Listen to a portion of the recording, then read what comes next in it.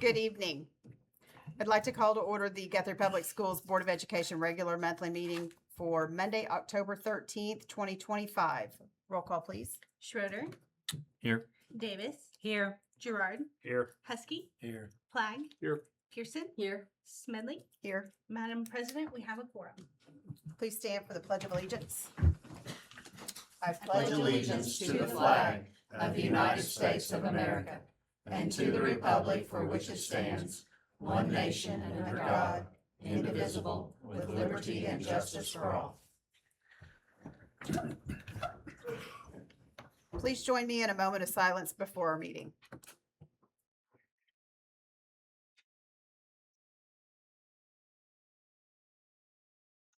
Thank you. Okay, agenda item number 6, presentation of employees and student of the month recognition. Mr. Hancock? President Smedley, member of the board, Dr. Simpson. We had quite a few nominations for students and employees of the month. Our student of the month, though, let me just kind of talk before I show you a picture of her and everything. But she was the one that got them. I mean, it was like almost a unanimous decision, but it came from what she did last year and over the summer. So I'm not going to talk about what she may have been a little bit lower at, but she brought her scores up in that area extreme, like almost doubled from what she started at at the beginning of last year to where she ended. Most people, whenever you're over the summer, you don't keep up with everything, so your scores kind of drop down. Well, that was something that this student didn't let happen. Matter of fact, her score increased over the summer as well. So, Miss Avy at Charter Oak nominated, and Mia Canning was our student of the month. Like I said, it was pretty cool whenever we brought it out. Her mom was there. Her father showed up after she received what the foundation insurance gives her. Then they went to use it pretty promptly. So it's really good to see Mia win this award and how excited Miss Avy was to nominate and provide it for her. Next would be our September support employee. She was another one that out of our committee, which we, just so you know, we have a committee from a person from all 7 schools who vote on these, but she had 6 for first place votes, 1 not, but the things that Mr. Stevens had spoken about her and what she's had to do, I mean, let's just be honest, starting off with Coach Chappell takes quite a bit just to get things organized. But, so it was very well received. And then for our September certified employee, Jaylee Oldenburg at Charter Oak as well. She was nominated by Ms. Carpenter for her position and just the leadership roles that she's taken and how she's active in other parts and uses what she had learned prior to getting into education and continues that in her classroom process as well. So those will be our students and our employees of the month. Thank you. Thank you. Agenda item number 7, comments to the board by citizens registered to speak. We have none. Comments to the board by board members? No? Okay. Agenda item number 8, superintendent's report. Thank you, Madam President. This Wednesday signals the end of the first 9 weeks of school, and fall break is Thursday and Friday. Parent-teacher conferences are next Monday and Thursday, and also a reminder that next Monday is also a professional day before conferences begin. Our October 1st student count was 3,493, which is up 4 students from last year at that time. That's kind of, you guys know, that's kind of gone back and forth over the last few months, and that's where it ended and the October 1 count is the one that counts for the funding. The Lady Jays volleyball team is playing in the regional tournament at Oklahoma Christian School as we speak. Their match with El Reno began at 6 p.m. The Lady J softball team was crowned the regional champion and qualified for the state tournament for the 5th straight year. And the softball team will play Pryor at 10 a.m. on Thursday at the Hall of Fame Stadium, field number 2 in Oklahoma City. That's my report. Thank you, Dr. Simpson. Agenda item number 9, Crossland construction update. Lane? Thank you, guys. I have a pretty quick update. As you know, we're done with Cotterill, so got that all closed out a couple months ago. And then Charter Oak, we have finished construction and got occupancy at Charter Oak. Cool. And we're working, did a punch walk last Thursday. And we're working on those items and getting ready to move in. So Very nice. that's kind of my update, I guess. Do you guys have any questions about any of that? Cody, we moved in? Yes, we are. Goodness. Well, I thought I got an email here. For the portable this morning. Okay. All right. Wow. Good deal. You guys are great. Thank you. Nice. Yes. Good job. Awesome. Thank you. Thanks, Lane. Thanks, Lane. Okay, agenda item number 10, consent agenda. Do we have a motion? Madam President, I move we approve the consent agenda. Second. We have a motion and a second. Roll call, please. Schroeder, Yes. Davis, Yes. Gerard, Yes. Husky, Yes. Flag, Yes. Pearson, Yes. Smedley, Yes. 7 ayes, 0 nays. Agenda item 11A, recommendation, consideration, and action upon new district policy A4, discrimination, harassment, and retaliation. These 3 policies that we have tonight in this item and then the 2 that follow it are new policies that upon review and based on the recommendations of our attorney, we had a first reading last month and would recommend your approval this month on A4 and then the others. And if there are any questions on any of these, I'll be glad to answer them. Madam President, I move we approve the new district policy A4. Second. We have a motion and a second. Any discussion? Roll call, please. Schroeder, Yes. Davis, Yes. Gerard, Yes. Husky, Yes. Flag, Yes. Pearson, Yes. Smedley, Yes. 7 ayes, 0 nays. Agenda item 11B, recommendation, consideration, and action upon new district policy D52, Pregnant Workers Fairness Act. This, we had some of this covered in some other areas, but the attorneys recommended an entirely new policy to make sure that we cover all of the things that are required with the Family Medical Leave Act. Recommend approval. Madam President, I move that we approve the new district policy D52. Second. We have a motion and a second. Any discussion? Roll call, please. Schroeder, Yes. Davis, Yes. Gerard, Yes. Husky, Yes. Flag, Yes. Pearson, Smedley, Yes. 7 ayes, 0 nays. Agenda item 11C, recommendation, consideration, and action upon new district policy G16, Flag Protocol. As I told the board last month, what the practice that is contained in policy G16 has been followed by the district for as long as I've been here, and I think probably since statehood. But nevertheless, the State Board of Education passed an administrative code requiring us to have a policy for this, so that it is in policy, and so in order to be in compliance, and this is an item that our accreditation officer will be checking, and so I would recommend approval. Madam President, I move that we approve G16 flag protocol policy. Second. We have a motion and a second. Any discussion? Roll call, please. Schroeder, Yes. Davis, Yes. Gerard, Yes. Husky, Yes. Flag, Yes. Pearson, Yes. Smedley, Yes. 7 ayes, 0 nays.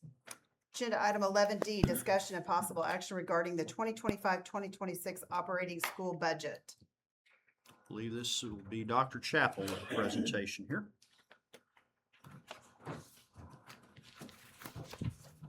Good evening, Good evening. Madam President, board members, Dr. Simpson, and those assembled. I am happy to present our 2025-2026 operating budget. Now, I must admit, going into year 9, I have found a typo in my budget book So you know, I was very sad to see that. But if you would open your budget book to page page 3. I don't think we have actual student counts in year 1043 yet. So the next to the last column should be 1024 instead of 1043 on that date at the very top. Page 3. Under historical enrollment summary. Oh, goodness, yeah. Yeah. And the second one is on page 6. We're in October, but I don't know if I thought we were in October 24 or 25, but I'm gonna go with 25. And I'm blaming this on someone, I'm not calling their name, but they had me doing other duties assigned last week. So I relied on spell check, and spell check didn't check these numbers for me. So there we have it. Okay, I'll get started with the budget overview as I do each year, and give a summary for those who are new to our district. But we have our operating budget structure, and we know that our budget is considered an estimate of needs that is provided to us by our auditors, S&B CPAs and Associates. And once they provide that to us, we do send this down to the Logan County Excise Board to be approved. And with that, we have 4 funding sources for the district. They include our ad valorem collections each year, and our auditors normally estimate that those collections will be between 90 and 96%. We have our local dollars, which are mortgage tax collections and our county formula. We have state aid that is based on our student counts, and this funding helps us also supplement for our insurance costs for district employees, as well as other funding. And then we have our federal revenue, which we know is reimbursed once we spend those dollars. Our funding purposes and limitations. We have 8 funds that the district operates with. We have our general fund, and so those who do not know, the general fund's basic purpose is to support payroll, our transportation expense, our supplies, materials, furniture, equipment, textbooks, general operating expenses. Then we have our building fund. That is to repair and have maintenance of our facilities district-wide, as well as furniture, equipment, and utilities. We also operate our child nutrition fund, which is for food for our students, sometimes staff, and payroll, supplies, and equipment. We have our bond fund, which is used for construction projects, furniture, equipment, uniform, textbooks, school buses, etc. We have activity funds, which support our student activities, supplies, materials, equipment, refreshments. We have our sinking fund, which is our bond principal and interest payments for bond sales that we acquired during the year. And then we have our gift fund. We use this fund for our donations and grants that are given to the district. And finally, we have an insurance fund, and of course that is reimbursed for property and equipment damages. Our guiding rule is from the State Department of Education on these funds, which means that we cannot carry over more than 3 months of income at a time, or revenue at a time in our general fund. And so just so that you know that GPS operates, and we typically keep a month and a half in our carry forward, and the statutory limit is 14%. And of course, our bond board policy is to keep 12% in our coffers. So we aim for 10 to 12 every year.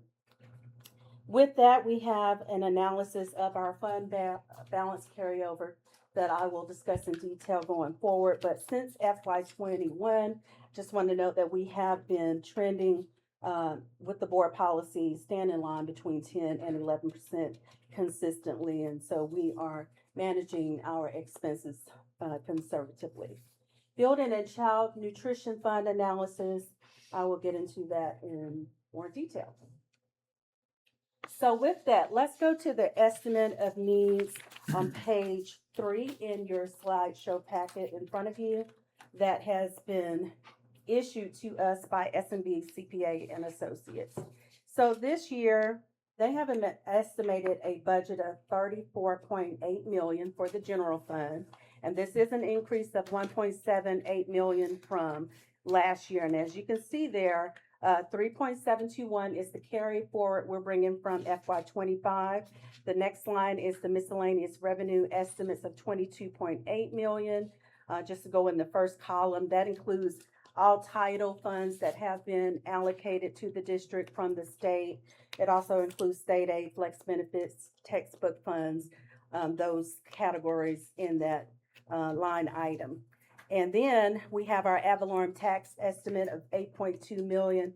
And so here, this is where I'll say that our auditor always is very conservative and they only estimate 90%. We know that the sweet spot for the district is around 95 to 96%, but here they are giving us 90% of our NAB for FY26.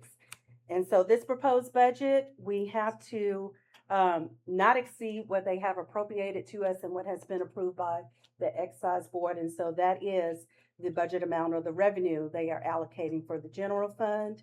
And the building fund, same thing, 90% of ad valorem tax estimates. And so we have 2.3 million for the building fund, slightly down from last year, just by 40,000. And then child nutrition fund, 2.429 million versus 2.443, just down 13,000. Again, most of the child nutrition is federally reimbursed, we know, as we submit claims for that. And then school age childcare, we're happy to report that we have reactivated this fund for this year going forward. So $75,619 remains the same as last year and this year going forward. And so with that, the last item on this page is our sinking fund millage levy at 19.42 versus 17.91. And so if you're new to this and you want to know how do we get to 19.42, we did have an increase, a very hefty increase in our net assessed valuation this year. And so what the auditor does is take the net assessed valuation and they determine what is the tax required to support this $253 million. And once they do that, they divide that by the 253 million and you get 19.42 as your millage. Now, we have promised with our 2024 bond election that we would not go over 20 mills. And so we are happy that we are still in line at 19.42 going forward for this year. Our revenue sources that I just discussed by category are on the next slide. These are, let me go back. There we go.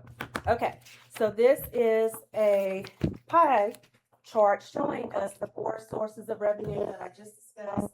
We see state sources in blue, local orange, federal green, and county sources yellow. The only difference from the ending of 24-25 going into 2026 is that we can see that we will receive less in our federal sources. And we know that because CARES Act funds have been depleted and we're done with all of that. And so we're just going down 2% and we will take that 2% up in our local revenues, which of course we control those through our NAV assessment. So that is the difference between those two pies. Yes.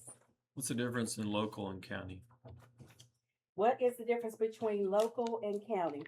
Well, let's just make it easy. County, is the 4 mil and mortgage tax. Okay. Those two. And the other one is ad valorem. Okay.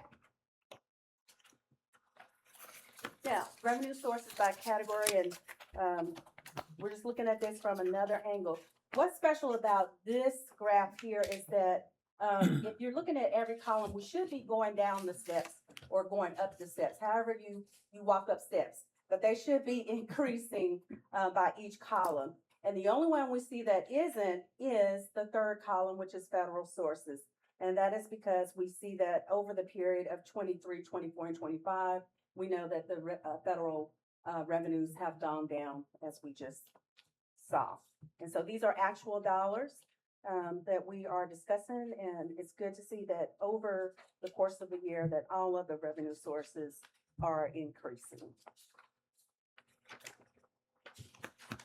Let's talk about our budget summary specifically for the general fund, as this is the largest operating fund for the district. So as of June 30th, 2025, our fund balance held a 12% balance at $3.721 million. This is an increase from FY 25-24 year of $366,495. This is a great thing for the district because we know that when we have these fund balances, that allows us to have more capability for our bond ratings. We show that we are steadily increasing our balance at the end of the year. We need to at least break even or have a fund balance carryover, which is a great thing. This also allows us to have more funding for our teaching positions, which the district gives a step increase every year. So I remind everyone that is already calculated into our annual budget. And the great thing about this year, having a little cushion going forward, in this school year, we have already been able to secure 3 more paraprofessionals and 2 bus monitors. And we've also added our new child nutrition director along with 2 assistants for that project over there. And then another thing that the district has done that is great is we transitioned to our outsourced substitute employment services with ESS. So we have used this money very wisely going forward, as we would like to do every year. And with that, that takes me to our initial state aid revenue for 2025-2026. Now, it is less than we received actually collected in 24-25, but only about $22,000. And the reason why is because they use our weighted average daily membership for our initial calculations from FY25. So what we ended with is what we start with until we get our numbers for our October 1 count going forward for this year. And so if you remember last year, the rules changed, and so we will take the highest of the 2 years of our weighted average daily membership, and that will calculate our midterm adjustment. And so the midterm adjustment is that in January, the State Department of Education will come back and they will give us a new funding amount to carry out the rest of the year based on our student count that was turned in October 1, based on the factors overall for the state of Oklahoma, the weighted ADM, and of course, other things are considered in this time, as well as inflation. Right now, inflation is trending at 5%, and last year at this time, it was at 2.5%. So those are things that are being considered until we get to our January timeline with state aid. Our next item is our midterm allocations. I'm saying in December because we get the notice in December, but the money is received in January. It is expected to increase in revenue with chargeables accounted for due to growth in ad valorem tax and state aid factor. And I'm speaking here about the state as a whole.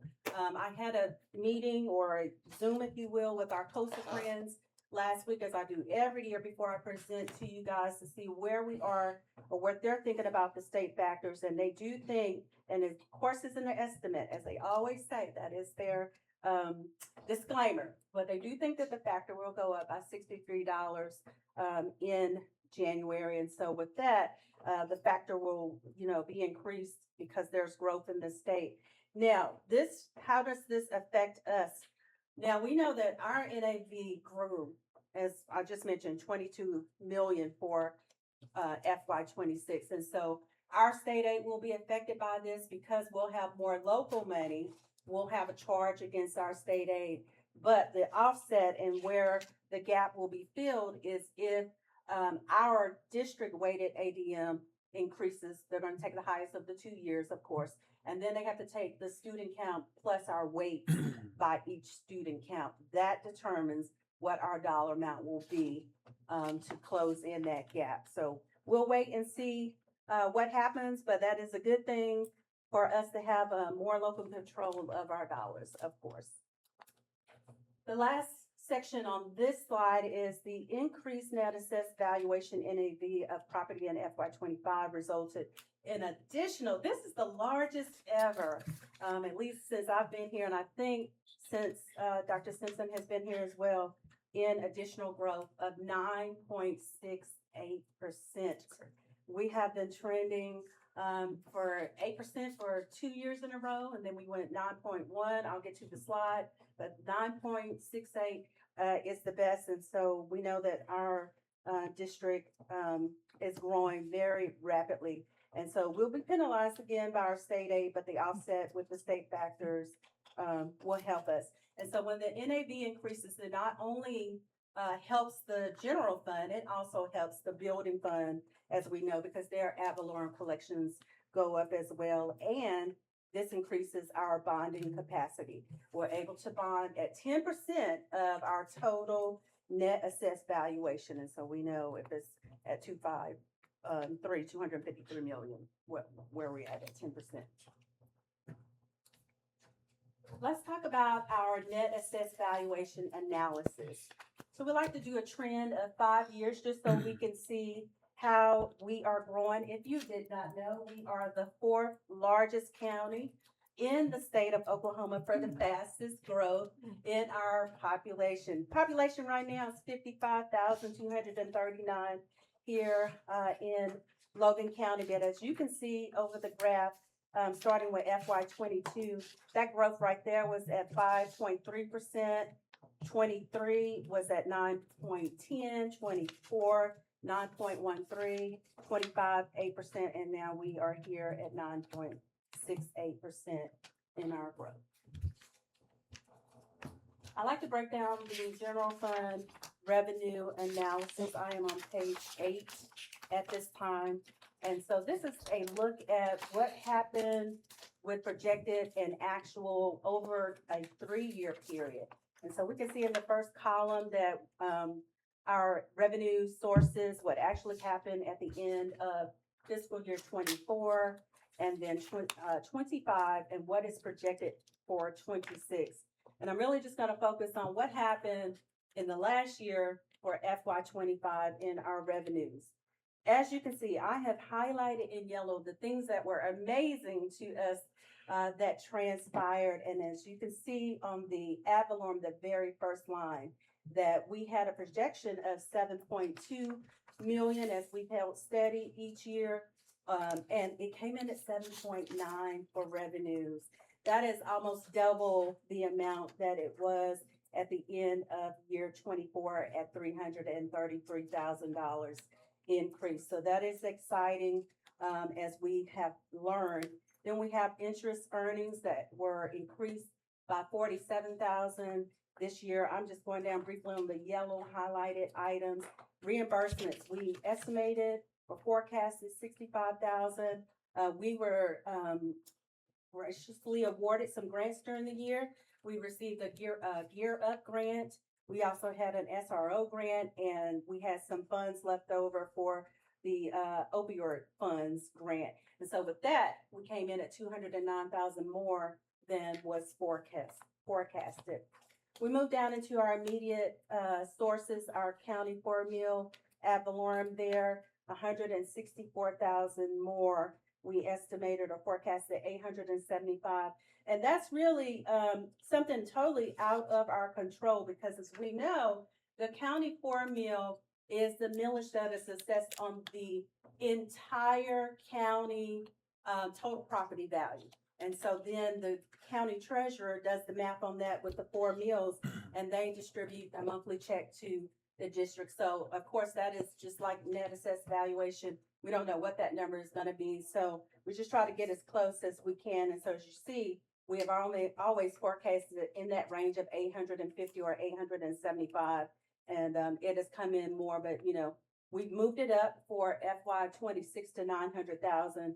As we see over the last 2 or 3 years, it has come in over 900,000. So we're comfortable with moving that up. Our next line is the county apportionment and miscellaneous intermediate. That is the mortgage tax for the county. So you can see last year, I remember I discussed that collections were coming in very slow. We were receiving payments late in the county, but they made up for that at the end of FY 25. And so we're to the good, 114,000 for mortgage collections. And so if we turn to the next slide, we'll continue in yellow, gross production tax. And this is something that we discussed last year. We knew at the end of 24, it was already down 52%. As you can see on the chart there, 825 was projected in FY 24 and only collected 480. And so we took that into account. And so for FY 25, we said, okay, we're just going to forecast 500,000. And lo and behold, we didn't even get to that either. It was still down 13% at the end of FY 25. And so we are going to still hold once again one more year at 500,000, and hopefully that collection will come through on the money. Motor vehicle collection. We see there up 2% at 29,000.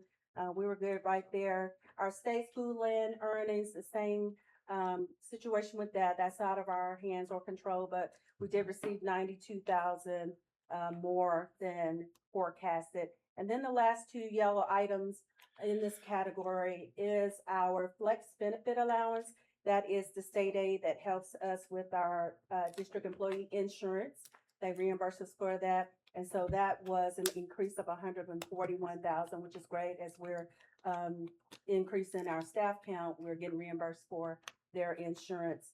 And then the big ticket item here, as always, is the foundation and salary incentive. And so we estimated 12.8. We received 13.147. So 347,000 more. And again, that is based on our growth. And that is the number that I just spoke of that will be affected, that we will learn of in December, but receive the money in January. So we are holding steady at 12.8 as our forecast for state aid for this year. So if we turn to our next page, which is slide 10, at the very bottom, we see that we had actually collected 35,645,000, and that is 1.7 million more than the projected. And I just explained all of the exciting dollars that came in that make up that 1.7, with the heavy hitters of ad valorem collections of 729,000, interest earnings of almost 50,000, reimbursements of almost 200,000. And so when we add all of those up, that is the brunt of what makes up that difference of 1.79 million. And so for FY 26, we are projecting our revenue to be $34,822, with expenses of $31,338. And that will leave us a carry forward balance of $3,483,000, which is right in the range, around 10% carry forward.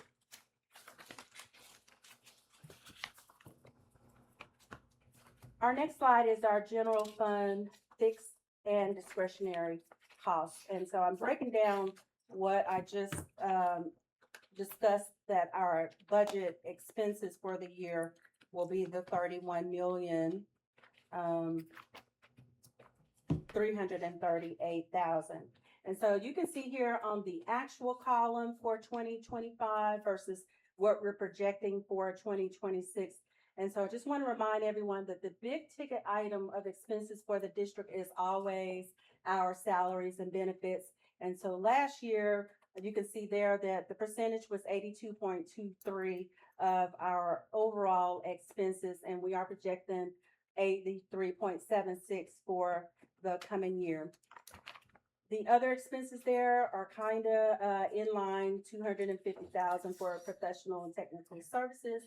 Utilities, right around the same range at 900,000.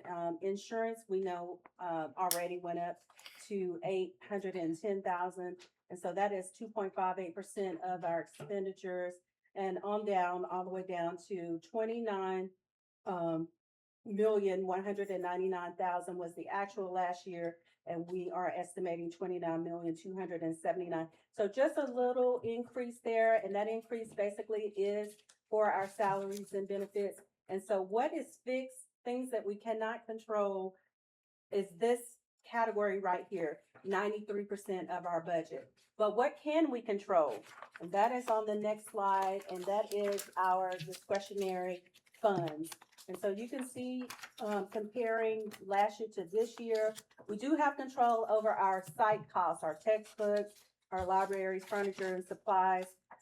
608 was the expense for last year, and so we're estimating 600,000 there as well for FY '26. And then we have our departmental costs, transportation maintenance. 2.136 million was the expense for FY '25. We're estimating 1.468 for this year coming in. And the reason why is because this category is where our ESSER funds and other CARES Act and other expenditures were in this line item. And we know that we're receiving less money for that this year. And so we are budgeting conservatively. And so that line item goes down to 4.69% of total expenditures versus 6.69 last year. And so if you're looking at it, all together, there's 100% total there for the expenditures. We did spend 31,944,000 in expenses last year, and we are budgeting for 31,338,000 for FY '26. Now, we did have a budget forecasted for last year coming into FY '25, and it was 30,450,000. But as you see, we spent 31,944,000. And how were we able to do that? So when we get our midterm adjustment in January, we're able to adjust our budget at that time. If anyone is wondering, so yes, we did spend 1.4 million more in expenses, but we received 1.7 million more in revenue, as I did explain. So we're here now on slide 13, general fund expenditure analysis. And we look at this for 7 years. And you can see that, yes, it has increased by year, you know, as it should, as we are always hiring new staff and having additional expenditures.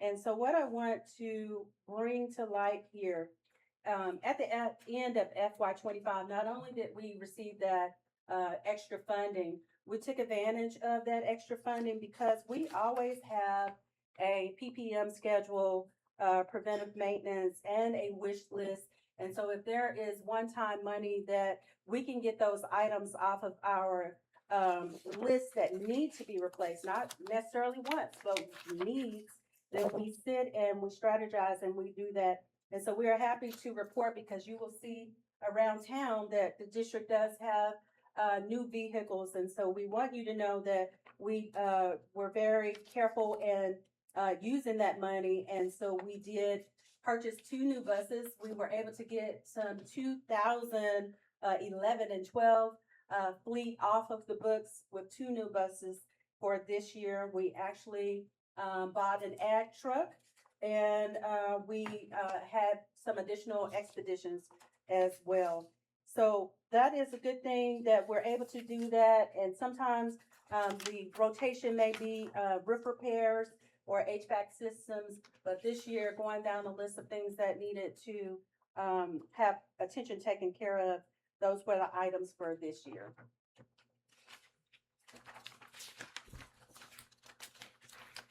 Here we have our general fund analysis on the carryover. Again, just 7 years, just like we have for our expenses. And as I mentioned, we're normally steady all across the board there. We dipped in FY '22. I think you guys can remember I was sad when I reported we had a federal claim that did not get through the door that year of 300 and some thousand. That is the only reason why we dipped in FY '22, but other than that, we've been consistent across the board at 11, 10, 10%, and now ending with 12% in FY '25. General fund by expenditures. So the money that we plan to expend, again, that 31,338,000. We'd like to show you the functions by OCAS coding of how the money is going to be spent. And again, always the line item 1,000 for instruction is the highest expenditure for the district at 18.5. And the second category, of course, is always operations and maintenance of plant at 4.2 million. And the other categories you can see fall in line. They're pretty consistent with what we had for FY '25, as well as we know that our expenditures are not going up as much per function. Then I'd like to show you a picture of that, just in case the numbers don't resonate with you. Here is a pie graph that is outlining the same numbers that we just saw on slide 15. Instruction is 59% of the expenditures by function, and again, you can see 14% is the next line item there for maintenance. And there are all of the categories outlined by color. So we talked enough about the general fund, so let's talk about the building fund just for a moment. So exciting. The audience is Okay. asleep. So the building fund, as we know, is an expense fund for repairs throughout the district and our capital expenditures to include our red bud funds.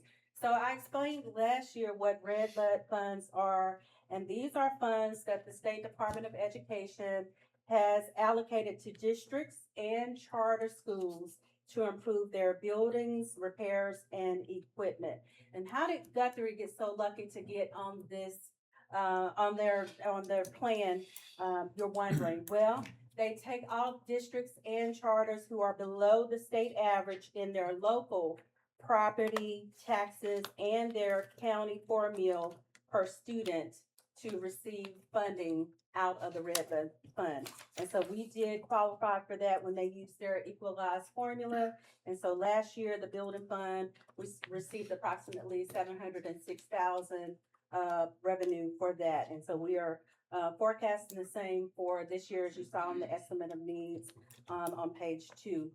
But funds are derived from proceeds of the 5 mills, actually 5.12, building levy, along with the prior year carry forward, as we saw on the first page of the estimate of needs. So the auditors at this time have estimated that the collections to operate the building fund will be 1.177 million in ad valorem collections. Again, that's just 90% of what normally comes through the door, but their actual budget for this year for the building fund is 2.3 million. And they actually spent $2,028,000 last year. So we should be good to go with that without any concerns. FY '25-26 carry forward revenue is in the building fund 426,543. This is a decrease in approximately 143,999 from year end 25. And why did we go down? Because we should always try to go up, but we were really excited, just like with the general fund, to have those extra funds, one-time funds that we could spend. In the same way we treated the general fund, we looked at things that we needed to support our staff and students, and what could we do with those funds to be most valuable. So we did have some bus radios installed on our buses. As you all know, we did purchase property on Cleveland and Springer. And I hope everyone has been to a football game so far this year and has seen our new lighting on the football field. We're so excited about the blue lights. And so we've done that. And we also did our baseball complex. We put a new roof on there. And so we have used the funds wisely in the building fund, just as we have in the general fund. let's look at the building fund carryover analysis. As I was just saying, we only did down this year because we, used the one-time funding, but, been pretty consistent over the years 2021, 22, 23, 4, as you can see there. And I'm pretty sure, we will do our best, to bring that, fund balance carryover back up at the end of fiscal year 26. And last but not least, child nutrition fund carryover analysis. We look at them for 5 years. We do know that our child nutrition program is managed by a food service management company, but we are happy to report that we have been solid in FY 24 and 25 with our carryover balances, as you can see there. And we do operate the child nutrition fund. Last year, it took 1.7 million to operate the child nutrition fund for the year. And even with that, we were able to still secure a solid carryover for this school year coming in. And so with that, that is the end of my presentation. And I thank everyone for listening, and I will accept questions at this point. Very nice, thank you. Thank you, Dr. That was wonderful, thank you. Good job, thank you. Thank you.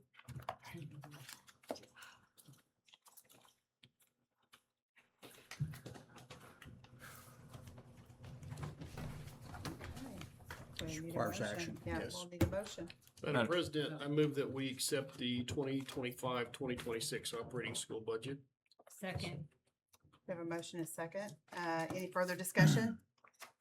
Roll call, please. Schroeder, Yes. Davis, yes. Gerard, Yes. Husky, Yes. Flag, Yes. Pearson, Yes. Smedley, Yes. 7 ayes, 0 nays. Agenda item 11E, recommendation, consideration, and action to adopt calendar of regularly scheduled school board meetings for 2026.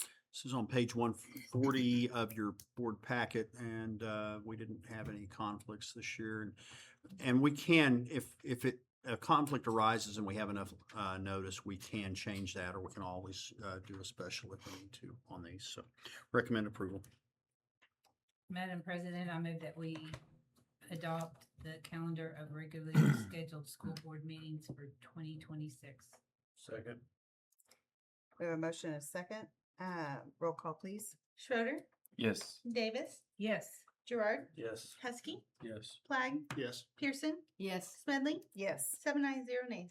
Agenda item 11F, discussion and possible board action to approve the 2025 school election resolution. This is an annual item that we bring to you. The seats that are up for this year, since all of ours are 4-year terms, is seat 3, which is Ms. Pearson, and seat 4, which is Mr. Gerard.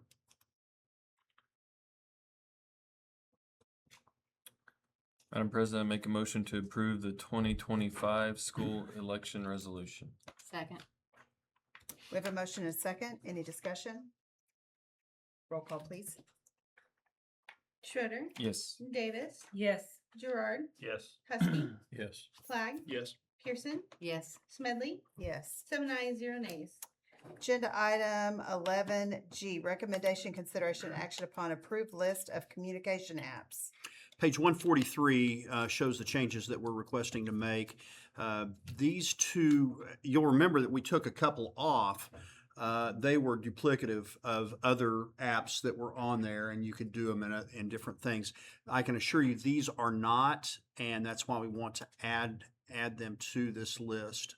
There's not anything on there that can do what we're talking about at the level that these apps and that we have contracts with can perform. So recommend approval.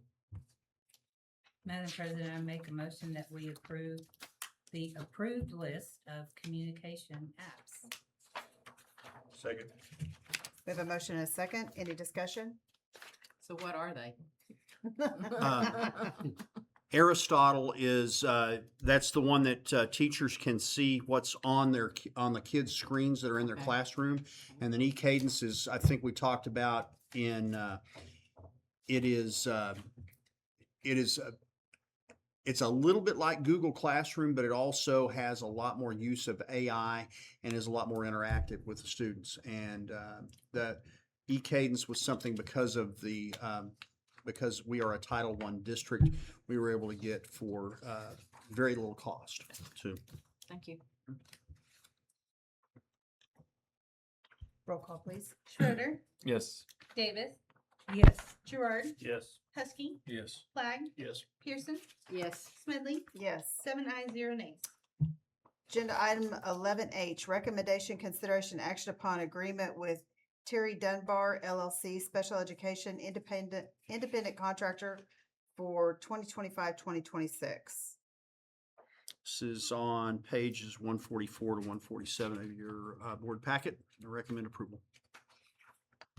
Madam President, I move we approve the agreement with Terry Dunbar LLC, Special Education Independent Contractor for 25-26. Second. We have a motion and a second. Any discussion?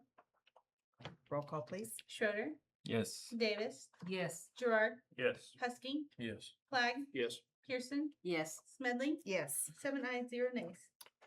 Agenda item 11I, recommendation, consideration, and action upon agreement with Brightwell Solar for solar energy management for 2025-2026. I know that the folks from Brightwell have they've come in and gave us a presentation in person for property committee, and then also via it wasn't Zoom, it was Google Meets on this one, but for the other two committees. And they're here tonight to see if we have any other questions and have some discussion as we look forward to potentially approving this agreement. Good evening, Madam President, Superintendent, board members. My name is Corey Bates. Sorry, I'm getting a really bad echo right here. I'm the Vice President of Design at Brightwell, and I'm here to support the solar project that's being presented. I can walk through the project if anybody would like me to, or I can answer specific questions.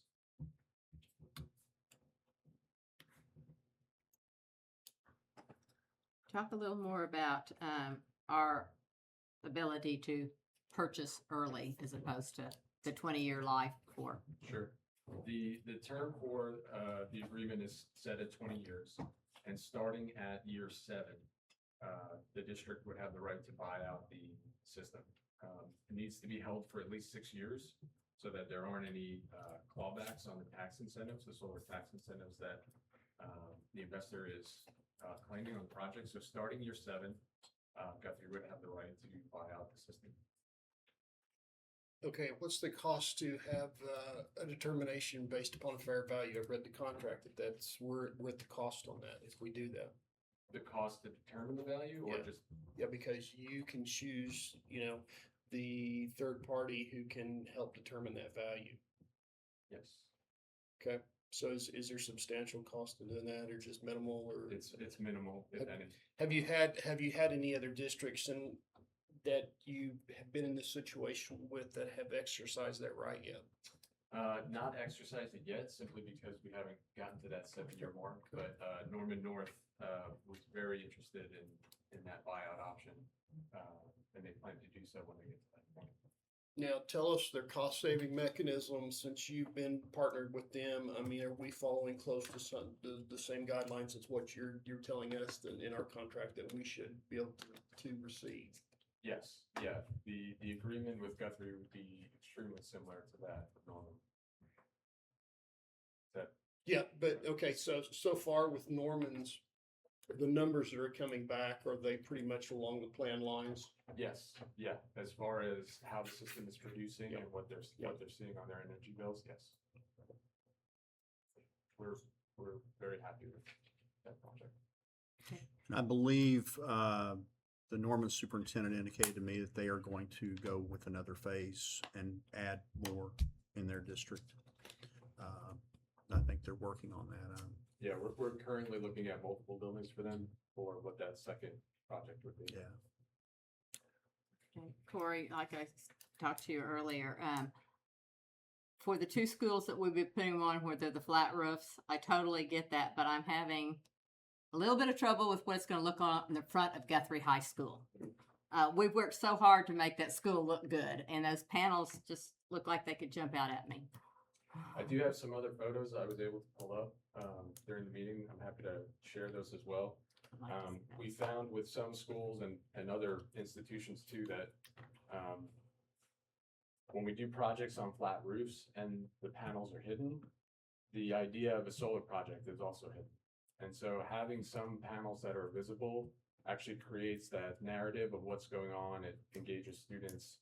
You know, it's more visible of the effort and the project that's going on there. So we take very detailed care with our installations. We are very proud of them.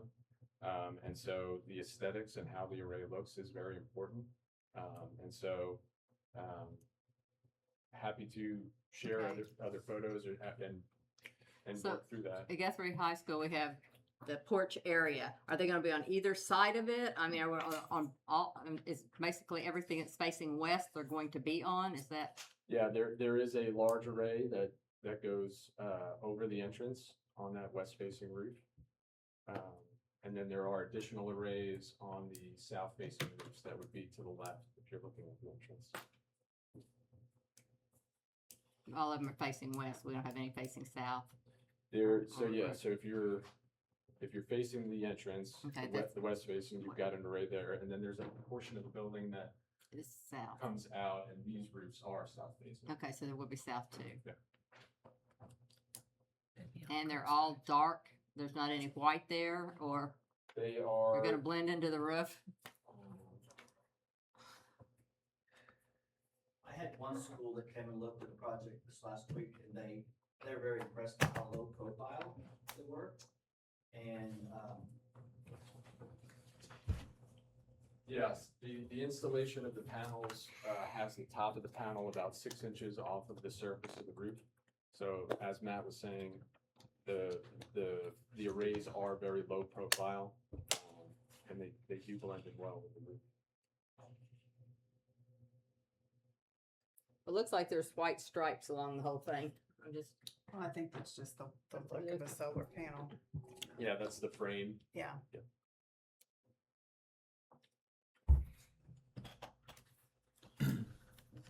And how visible is that from the ground level?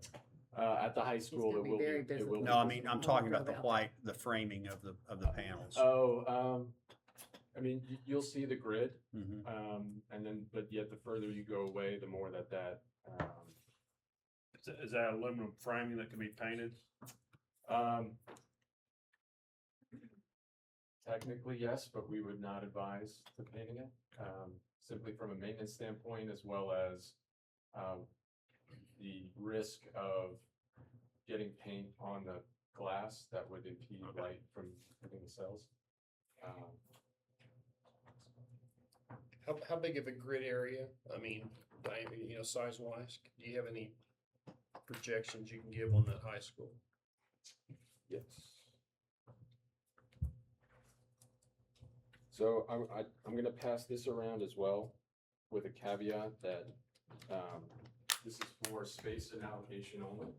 And so the arrays themselves would be symmetrical and rectangular, like that first image that went through. But that gives you a general idea of location on the high school. Would you maybe explain to us what happens with a hailstorm or a roof replacement? Sure. So, with a hailstorm, the panels are rated for 55 miles an hour up to 55 miles an hour at a 90-degree impact. So they are very resilient to hail. And if you have hail that is damaging solar panels, you have a damaged roof as well. And so any kind of replacement for that, for the solar system would be part of a roof insurance, a larger insurance claim that includes the roof as well. So if the roof needs replaced, the district's not paying for the removal? No. And then you put it back on as well?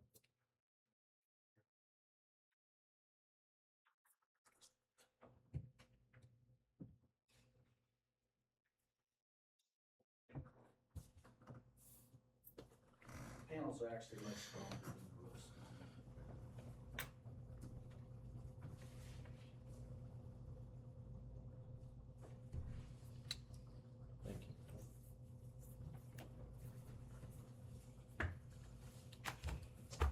Thank you. Do you have a number of how many schools you're partnering with right now? Dozens? Bunches. Dozens. Okay. In the state of Oklahoma? It's adding every day. Our agreement has been reviewed, by the Center of Law Center of Law. and theirs. RFR, yeah. Yep. This agreement that you have, there were a couple of suggestions that Mr. Nelson had from RFR, and they've included those in there too. So it has been vetted by our attorneys. So having the agreement vetted has, really opened up our relationships with other school districts in the state. I'm sorry. I don't know where you get that, but, I know it's going right back out. okay. Tell me a little bit about Bragwell. Like, how long have you guys been in business? Yeah. What is your, long-term goals for your company? I mean, all these things, because we're getting ready to enter into a long-term agreement. So I want to make sure that you're a stable company that, is going to be there in 20 years when we are still Of course. Yeah. working with you. So a little background, we started a solar engineering, procurement, and construction company about 6 years ago called 820. And that's who would be doing the installation of this project for you all. It is headquartered in Oklahoma City. We do have a second location outside of Louisville. That's where our president is, our CEO and co-founder is here in Oklahoma City. The two of them ran a Fortune 500 company prior to starting 820. And then we started in residential, transitioned to commercial, and started looking at nonprofit projects because, we are on boards ourselves, or we have relationships with people that are connected to nonprofits. And we designed dozens of them, and we got one installed, and it was always financing that was the issue. And so we had a colleague of ours come up to us and say, I've got a lot of tax liability. Is there any way that I can buy a solar system, get the solar tax credits, and then give it to my kid's school? And we looked into that. We took about 12 to 18 months to fully vet this model, and that ultimately became the basis for the Brightwell model. And so I tell that story because it illustrates that we've done this. The Brightwell model really came out of a sense of generosity, and our tagline is unlocking generosity. Our goal as a company is to put $1 billion back into the budgets of nonprofit tax-exempt entities. And so we've been up and running for about 16 months doing projects. We've done dozens of projects, most of them here in Oklahoma, because that's where we are. And we are laying the groundwork to be here for a long time. We continue to grow, our EPC continues to grow. And so we are now taking this model to as many people as we can talk to, because we feel great about it and want to share the opportunity to really have nonprofits and tax-exempt entities, schools, have a new path to access solar long-term. I would remind the board from one of the things that we talked about in the committee meetings that what this, the variables that they have placed in front of us for savings over the life of this project is based on a very conservative escalation of inflation with regard to electrical service. And that is at 3.8%, I believe. Correct, 3.8%. That's the 20-year national average. Yeah, and we've seen a lot higher recently, and then you also see the data farms and things that are going in just around us in the state. and the load for electricity that comes with that. In fact, today, Google announced a $600,000 gift to Stillwater Public Schools. But here's the caveat of the strings that were attached to that. It is all of those funds are geared toward reducing their energy costs so that they can lessen the impact on the grid. But I also would say, as I was reading through all of that, I thought it was very interesting that one of the big focuses they were going to have was an LED retrofit and conversion. Well, We've already done that. we did that, We've already done that. what, 10 years ago? So, that's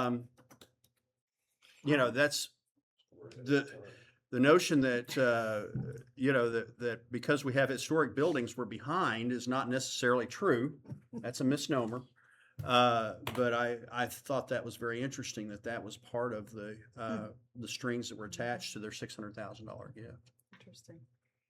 Corey, we're gonna be asking, so would you just go over the reason why we're only looking at Guthrie High School, Guthrie Upper Elementary, and Cotterill, and not our other schools? I imagine we did look at other schools as well in these three because of the utility rate, the roof space, the orientation. These three bubble to the top as the most opportune. Charter Oak was not considered because they have a different electric provider than the other school sites as well, too, Thank because they have CREC versus OG&E. Which is not very friendly. Yeah, but they have their own solar farm, so that's. Interesting. And the incentives end this year, correctly? So they change. Yeah, so there's a time frame that we're working with right now. And so after the new year, there are additional requirements that are going to be in place if you want to take advantage of the solar tax credit. It's the FEOC requirements, Foreign Entity of Concerns. And we have not yet received full definition of what those requirements are. There are rumors that this could be a chance for them to twist the screws. So so there's a urgency to safe harbor the project before the new year. And the way in which we would do that is with the district signing the energy management service agreement, we would match it with an investor, and that investor would make a milestone one payment on the project before the new year. And that is sufficient to start the project, which satisfies safe harbor rules and would lock the project into the current tax incentive landscape.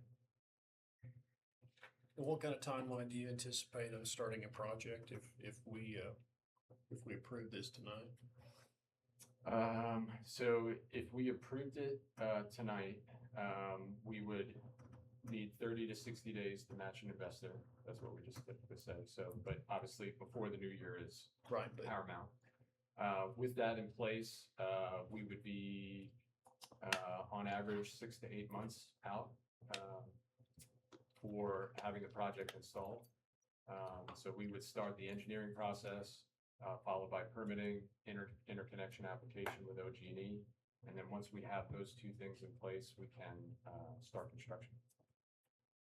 So the goal would be to get in, spring as early as we can. That way you all are, the summer is where you're gonna get a lot of production from the system. So getting the system installed in the spring would be great.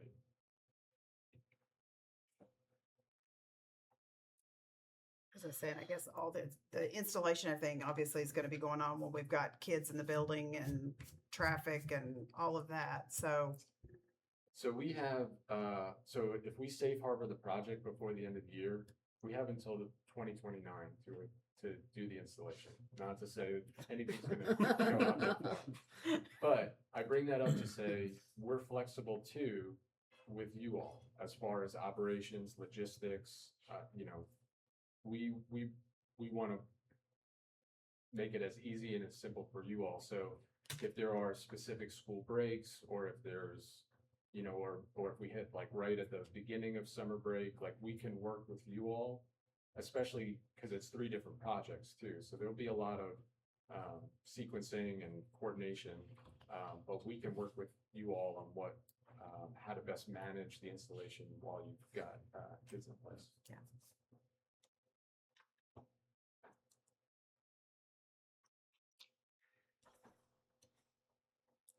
Any further questions?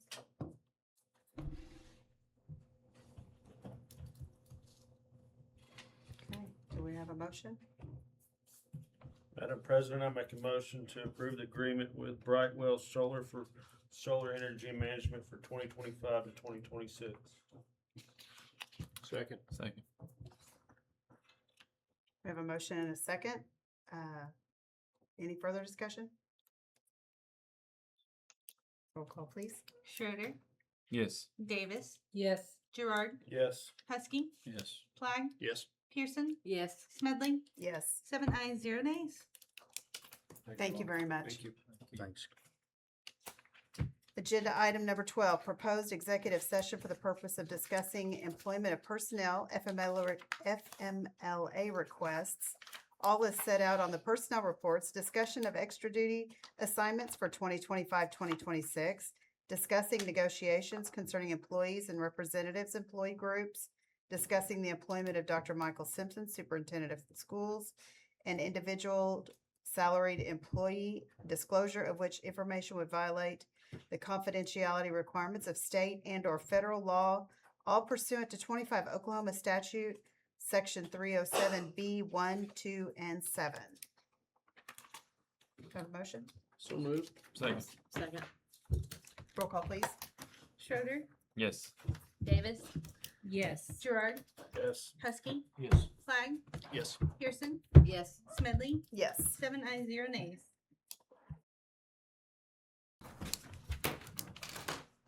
Okay, agenda item 12B, this will acknowledge the board's return to open session. Only items in agenda item number 12 were discussed in executive session and no votes were taken. This shall constitute the executive session minutes.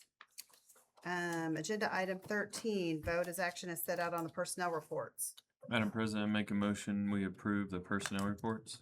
Second.